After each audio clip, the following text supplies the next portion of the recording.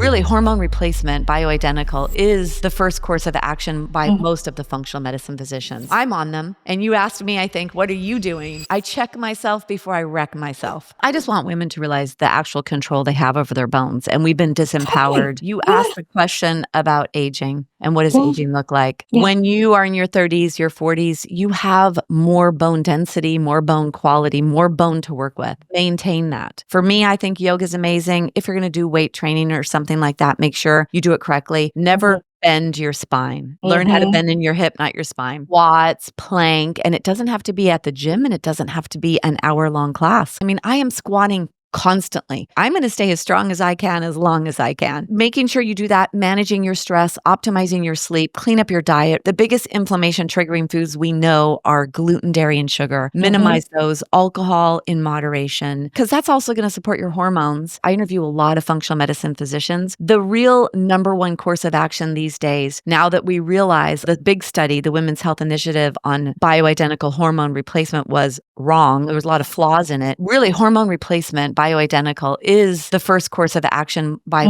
most of the functional medicine physicians. I'm on them. And you asked me, I think, what are you doing? I check myself before I wreck myself. Check yourself before you wreck yourself. Check yourself before you wreck yourself. I like it. Well, it's a song. There's a song, check yourself before you wreck yourself, like some kind of like rap song, check yourself. But it makes sense. Check yourself before you dissolve your bones for these years. Bam, there you are at 60 or whatever with osteoporosis. It's the raising awareness, really understanding who you are and looking at yourself. And that whole part, I think, of even self-like. So many people don't like themselves as well, which I generally see. And I think I was that person perhaps 7 years ago. And it took me quite a long time to be really comfortable with who I am. And, and that's the part, I think, of self-love that's the most important thing. And that, to me, is self-care, of ensuring that everything that you are doing to yourself is how you would want someone else to potentially treat you. And it's a really different mind shift to have. Because again, I think we grew up with the kind of any focus on ourselves perhaps was a bit selfish or self-centered or self-focused. It's so important to be your biggest cheerleader, but have and be a part of a team, because we can't do it alone at all. So crazy what you just said. So my parents are from Scotland. I'm first generation American. They have full-blown accents and everything. And all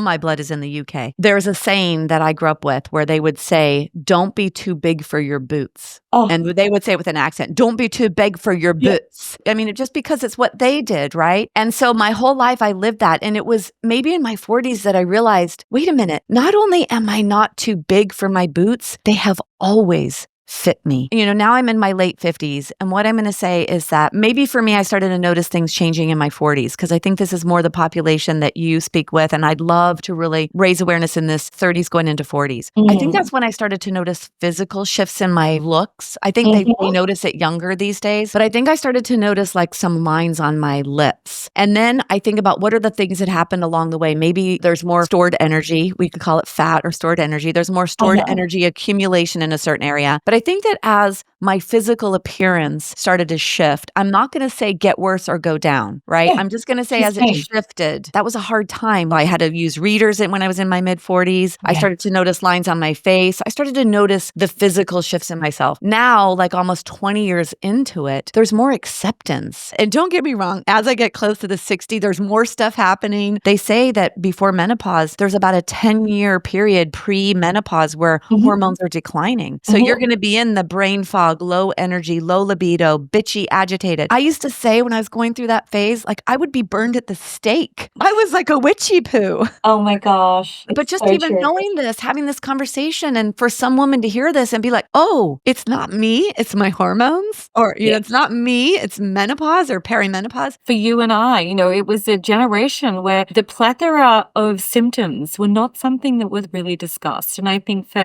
anyone in today, they're hearing it with a different narrative. There's a lot of it that I think you would have to properly be blocking it out to detach from it. And that would be, I would say something again, the HRT part, which you touched on. That again was my rheumatologist was like, get off the bisphosphonates, stay on the HRT, which I had started basically at the same time as when I did the alendronic acid. And he was like, that is enough right now for you. And I've still got relative problems with some absorption in that it can take quite a long and it's leaving a lot of sediment sediment on my clothes, for instance. And with that absorption and, let's say, general toxins and what we're putting on our skins and our environment, I've kind of gone back to revisiting all of the products again in my house, just working out what is within my actual environment that I've got control over. And, I think there's always work to be done. But for anyone looking at themselves now and all of these symptoms, it's like the symptoms will happen and it will get better, but it can be at least a decade. And that's where I think I'm kind of not out the other side at all. But I think I have gone through the peak deterioration, the peak of all of the symptoms that I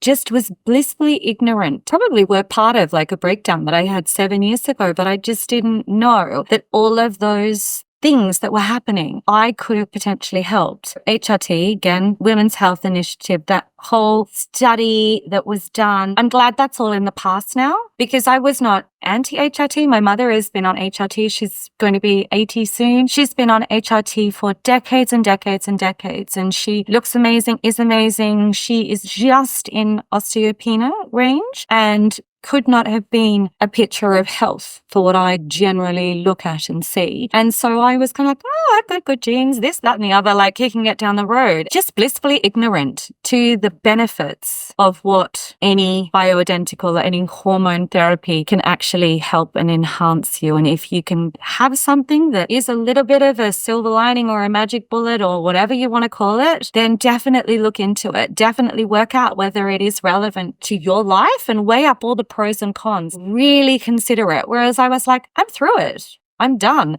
And I just thought it was something to help you get through it. My GP was very anti about me going on it. Despite my osteoporosis, despite everything else that was going on, I had to fight to go on it. And because I was not presenting with symptoms, I was postmenopausal and postmenopausal by 4 years. And that was hard to hear from a female GP as well. And that's where it's, again, keep asking the questions, keep pushing, keep going with your gut, because often when something you have that visceral reaction to, it's often the right thing to keep investigating and doing. Yeah, the gut knows. If you enjoyed this clip from Stronger Bones Lifestyle, be sure to check out the next video or dive into the full podcast episode.